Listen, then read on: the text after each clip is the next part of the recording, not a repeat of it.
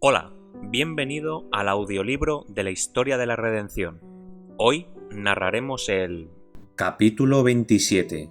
Cristo traicionado. Se me llevó al momento cuando Jesús comió la Pascua con sus discípulos. Satanás había engañado a Judas y lo había inducido a creer que era uno de los verdaderos discípulos de Cristo, pero su corazón siempre fue carnal. Había visto las poderosas obras del Señor, había estado con él durante su ministerio y se había sometido a la abrumadora evidencia de que era el Mesías. Pero Judas era calculador y codicioso. Amaba el dinero. Se quejó airado por el costoso perfume derramado sobre Jesús. María amaba a su Señor. Él había perdonado sus pecados, que eran muchos.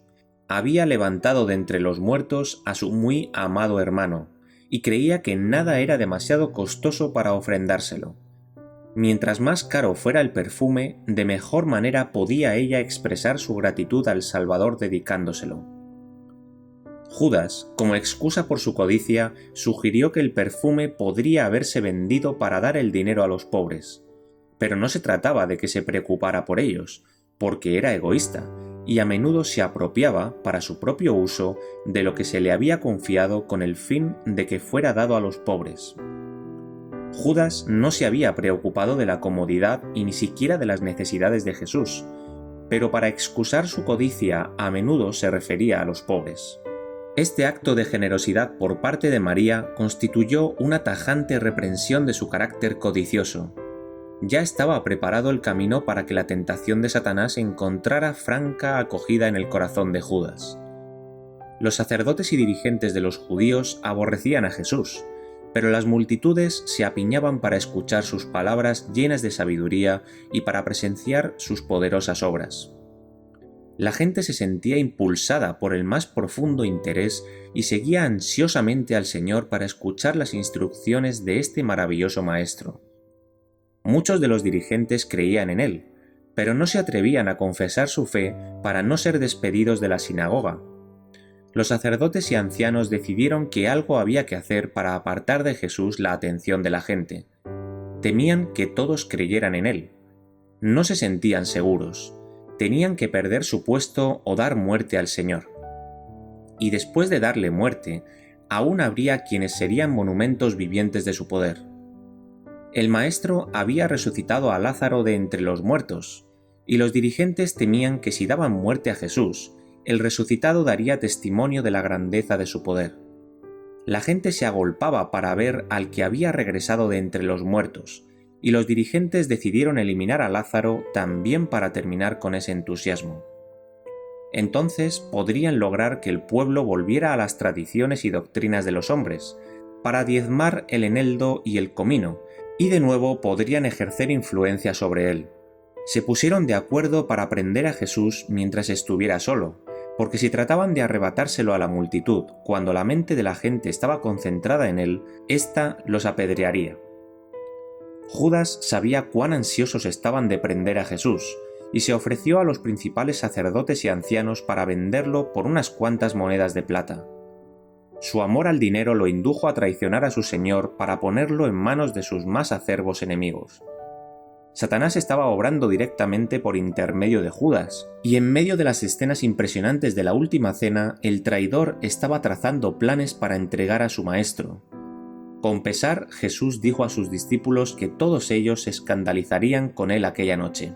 Pero Pedro afirmó con vehemencia que si todos los demás se escandalizaban, él no lo haría. Jesús le dijo: «Satanás os ha pedido para zarandearos como a trigo, pero yo he rogado por ti, que tu fe no falte, y tú, una vez vuelto, confirma a tus hermanos».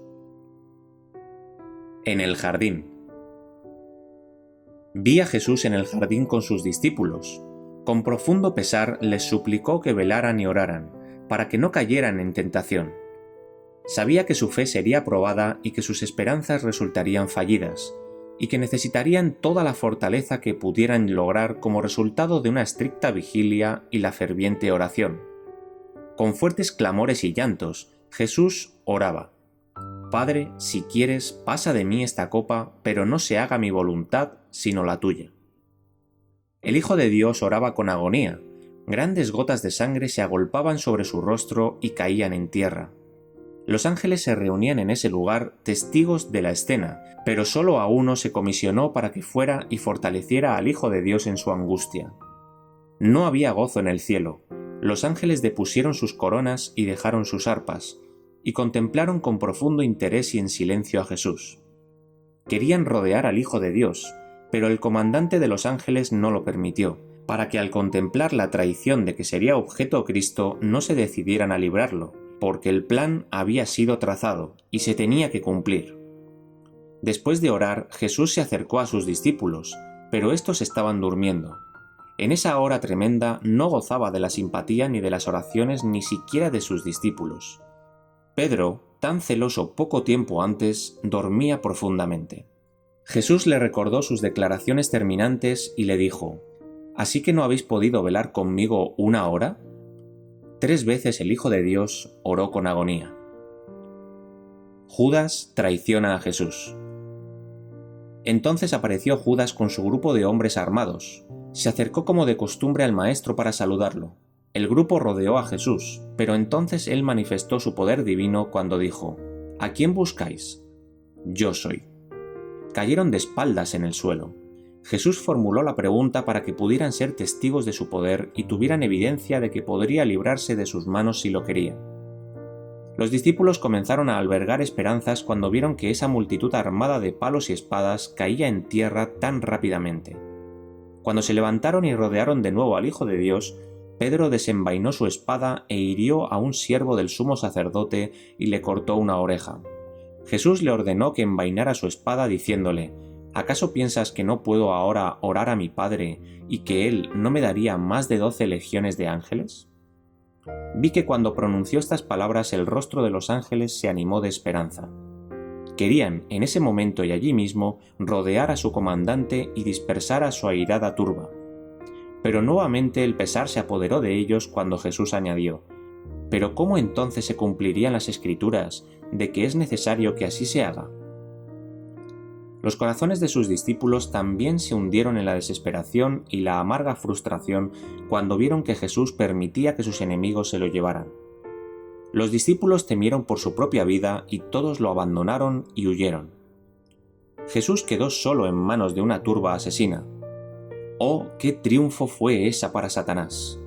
Y qué tristeza y qué pesar para los ángeles de Dios.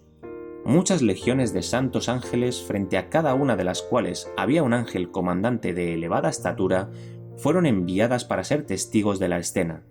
Se los envió para que registraran todo insulto lanzado contra el Hijo de Dios y toda crueldad practicada con él, y para anotar todo espasmo de angustia que Jesús sufriera, porque los mismos hombres que se unieron en esa terrible escena la verán toda de nuevo impresa en vívidos caracteres.